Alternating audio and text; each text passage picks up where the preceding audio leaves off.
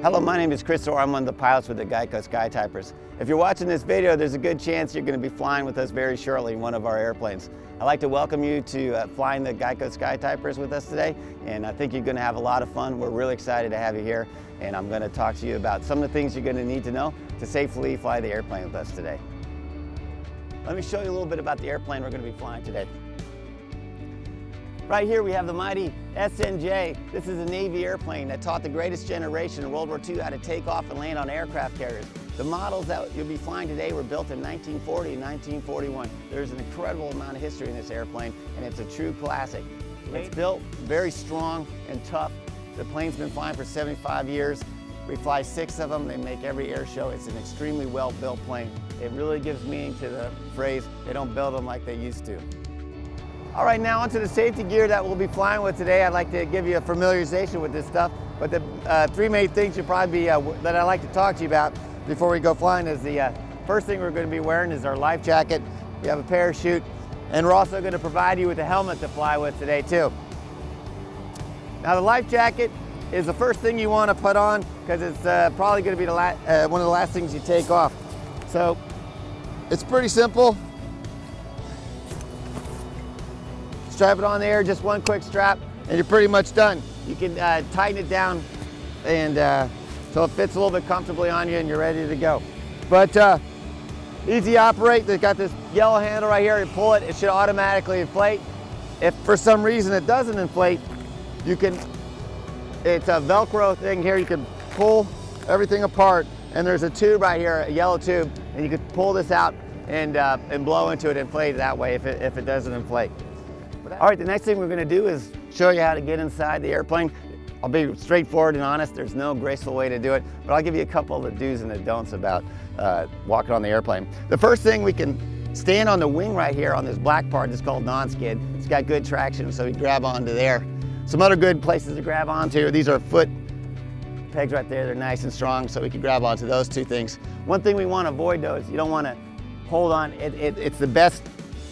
It looks like the best thing to hold on to is these canopy right there, but they kind of slide and you can damage by holding on. So we ask you not to hold on to the canopy, but you can grab on the canopy rails right here as you climb up. But I'll show you how I do it. Step up on the non-skid and you can grab up here and pull yourself up. You got halfway there. This is the first big step. And the next part, this is the hard part, stepping in. But I put my foot right here on this foot peg. And then once again, without avoiding grabbing the canopy, you can come in, you can grab the back of the seat. And there's a nice handle up here on the dashboard, and then you can grab on the other side. So here we go. When you get inside, one of the things you want to be careful about when you sit down is there's a lot of levers that are on the left side of the plane. They're usually painted yellow and red. Be careful that you don't hit them as you sit down. When you get in the plane, it will probably already be plugged in, but if it's not, you're going to have, your helmet will have 2 connections here, and they plug in right here, like that, and like that. They're different sizes, so if you try to do it the wrong way, it will be pretty obvious. And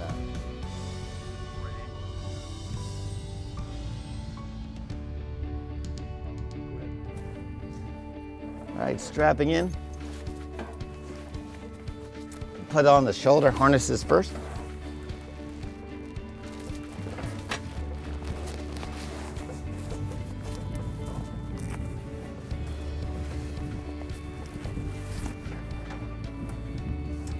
Next, we're going to do the leg straps. Tighten them.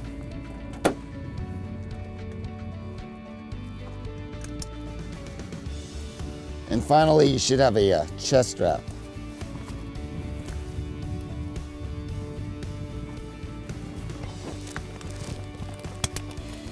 Should be kind of tight. Next thing we're going to want to do is get the seat belt on. We have a left and a right strap. They're usually labeled, and you want the buckle facing outward. And we should have somebody to help you strap in there to get it right.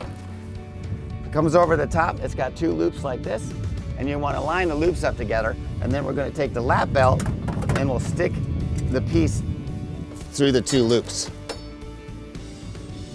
like so. and then it connects to the strap, like that. And you can tighten the lap belt down. You want the lap belts pretty tight. It's okay if the shoulder straps are a little bit loose. It will help you move around to operate the canopy. And when you need to get out, it's very easy. You just unstrap it, and then you're all unstrapped, and you come out with your parachute. This is how you're gonna talk. You talk that, and you let go like that, or you can push it that way for a hot mic, and then there to turn it off. This you don't want to use. That's the radio. So everybody's gonna hear if you do that one. In the unlikely event that we do have to bail out, the pilot will notify you by saying bail out 3 times. Bail out, bail out, bail out. And at that point, it'll be time to bail out. Another good cue to bail out is if you see him jump out and you're in the plane all by yourself, it's probably the time to bail out. Okay, the procedures for bailing out. The first thing we're gonna do is just take our hand and just pull out your ICS cords like so. And if you forget to pull them out, it's not really the end of the world. They'll pop out when you jump, but it'll give your head a good jerk, might put you a little off balance. So if you remember, pull them out. If you forget, it's not the end of the world. After those are out, go ahead and just stabilize yourself a little bit. Reach down, unbuckle your straps, and then you can start moving. The thing you want to think about when you stand up, when you get up here, is there's a lot of wind flow right above the canopy. So if you get your head up a little bit too high, you might get blown around. So the lower you can stay, the better. And what we're going to do is go ahead and put your feet on the seat and get ready to jump. And what they say to do is jump right towards the trailing edge of the wing. They've actually had some people do this, and they said, oh, it works beautifully for clearing everything. If you actually aim for the wing, the wind will blow you past and you'll go in a nice clear spot. So go ahead and jump head first, right for the trailing edge of the wing like so, and you're out. For on the ground, the procedures are the same for an emergency egress. If you need to get away from the plane quickly, pull out your ICS cords, unstrap your belt, and just stand up and step out instead of jump out, this time on the step rail. Now, if you did, once again, say the extremely unlikely event of actually bailing out, how you're gonna make your parachute open is this is your D-ring right here, so you're gonna feel it on here. It's good a couple times to maybe just feel where it is, just in case you can't see it when you go out. Feel about it, it's right about there. Grab it, pull it. So the first thing you do is you're gonna pull it out. And I don't wanna pull too hard because I don't want the parachute to pop, but pull it out like here. And it kind of feels like most people think you're gonna keep pulling it that way, but that's actually not what you do. If you look at the cord here, you wanna pull it down. So you pull it down, and then, so if I pull this down, the parachute's gonna pop right out of the back, and you're gonna open up.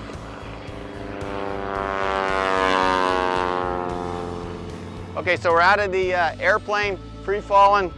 We pulled the D-ring. I'm just gonna simulate that, pick up where we left off. And then the next thing, the parachute's gonna come up and your risers are gonna come up right above you, here like this. The first thing you wanna do is you wanna look up and make sure your parachute has a nice shape to it.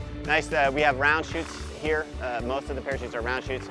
Want a nice round shape to it, and it looks like it's full. If there happen to be maybe a line wrapped around or untangled, you can grab it and shake it and pull on it to try to straighten it out. Give it a good yank, pull yourself up, drop yourself on your risers, and a lot of times that will make the parachute untangle a line and fill right up. And so once we have a nice good chute and we've inspected it, and we take a look, and now the next thing you want to do is think about where we're going to land. In most cases, if you have any doubts, it's a good idea to inflate your life jacket. Just in case you land in the water, you'll have flotation, and it will also protect you if you hit some trees and things like that. It's an airbag around your neck. So we recommend just in most cases, go ahead and just pull your life jacket and inflate that under there to give you some extra protection when you go in. And we're gonna come down. The ideal circumstance, if you land on a nice open field, is the best place you can land. All right, so the position the military recommends as far as landing on the ground to prevent injuries, the best is keep your feet together, bend your knees, go ahead and grab your straps there and hold on to the straps just to keep your arms in so you don't twist your arm or anything. And as you come down, you'll be coming down pretty good. They say it's like feels like about jumping off about a 10-foot roof or something like that. But you're gonna come down, and land and then fall and roll. And you're gonna land something like that, and that's the best way to prevent injuries. If it's a windy day, it might be possible that your chute will fill up and could start dragging at you. Go ahead and grab some risers. The bottom risers are best, and pull on them. And if you pull the bottom risers in and leave the top risers at the full length, the parachute will spill out all the air and it'll stop dragging you. And then you can sit up and unstrap yourself and get out of your parachute.